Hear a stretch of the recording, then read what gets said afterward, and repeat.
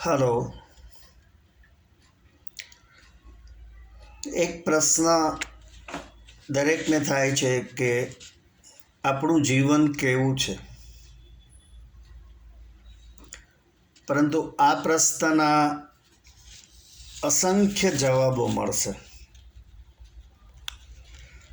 પ્રશ્ન કોને પૂછવામાં આવ્યો છે તેના પર આધાર છે અને તે મુજબ અલગ અલગ જવાબો મળશે,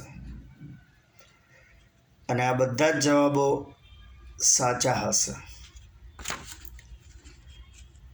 વ્યાસપીઠ પર બિરાજમાન કથાકાર કહેશે કે મનુષ્ય જીવન એ ઈશ્વરે આપણને પ્રદાન કરેલી અણમોલ ભેટ છે. જીવન અતિ સુંદર છે. આ અણમોલ ભેટ દ્વારા ઈશ્વરે આપણા પર અસીમ કૃપા વરસાવી છે.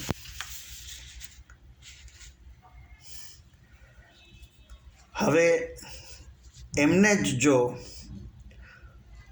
અતિ કંગાળ હાલતમાં ફૂટપાથ પર જીવતા કુટુંબમાં જન્મ મળ્યો હોત તો એમની જીવન વિશેની વ્યાખ્યા કંઈક જુદી જ હોત. માટે સુખી સંપન્ન કુટુંબમાં તંદુરસ્તીવાળું જીવન મળે, માત્ર એ જ અણમોલ ભેટ કહેવાય. બાકી તો જન્મગત ખોડખાપણ જેવી કે દ્રષ્ટિહીનતા, બેરા, મૂંગા, હાર્ટ ટ્રબલ, પોલિયો, કેન્સર જેવા અનેક ક્ષતિવાળા બાળકો માટે જીવન એ કોઈ અણમોલ ભેટ નથી. એક સજા છે, એક પનિશમેન્ટ છે એવું કહી શકાય. ઉપરાંત સૌથી મોટી પનિશમેન્ટ છે, જેને આપણે મોટો શ્રાપ કહી શકાય, એ છે ગરીબી. ગરીબી એક મોટી સજા છે. આજે અમુક દેશોમાં જન્મેલી પુત્રીઓના માતા પિતાને ખબર જ છે કે એમની એ પુત્રી પ્રોસ્ટિટ્યુશન કરીને પૈસા કમાવા માટે જ આ દુનિયામાં આવી છે. શું આને આપણે ઈશ્વર કૃપા ગણાવશું? સુખી સંપન્ન માણસો તો એક જ બ્યુટીફુલ ડાયલોગ બોલશે, કર્મના ફળ.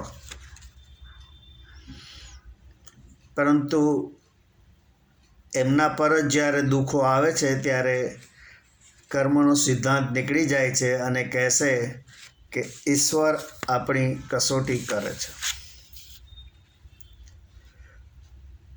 પ્રખર કોમવાદી માણસો એમ જ માને છે કે આગલા જન્મમાં પણ એમનો જન્મ આ જ દેશમાં અને એમની કોમમાં જ કોઈ સુખી ઘરમાં થશે.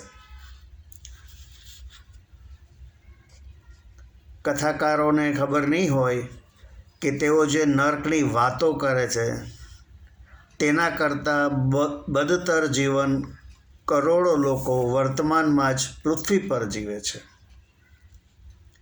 આમ જીવન કેવું છે તે પ્રશ્નનો અલગ અલગ ઉત્તર અને જવાબ આપનારાના જીવનની પરિસ્થિતિ મુજબ હશે, અને બધા જ ઉત્તર સંપૂર્ણ સત્ય છે.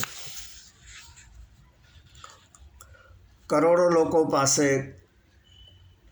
ડિપ્રેશન જેવા માનસિક રોગોને સ્થાન જ નથી.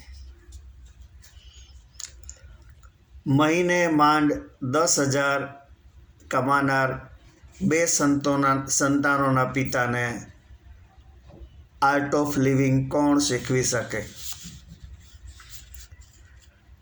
જીવનની ઘણી બધી ફિલોસોફી માત્ર મર્યાદિત ગ્રુપને જ સ્પર્શે છે, બાકી ઘણા ખરા લોકોને लागू पड़ती होती नहीं।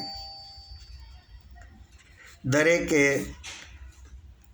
ये जीवन है, इस जीवन का यही है रंग रूप। थोड़े गम है, थोड़ी खुशियाँ, यही है छाव धूप। गाता गाता जीवन सफ़र આગળ ધપાવવાનો છે। આપને મારી આ વાત ગમી હોય તો મારા વિડીયોને લાઈક કરજો, મારી ચેનલને સબસ્ક્રાઈબ કરજો અને આપના ગ્રુપમાં શેર કરજો। આભાર, આવજો।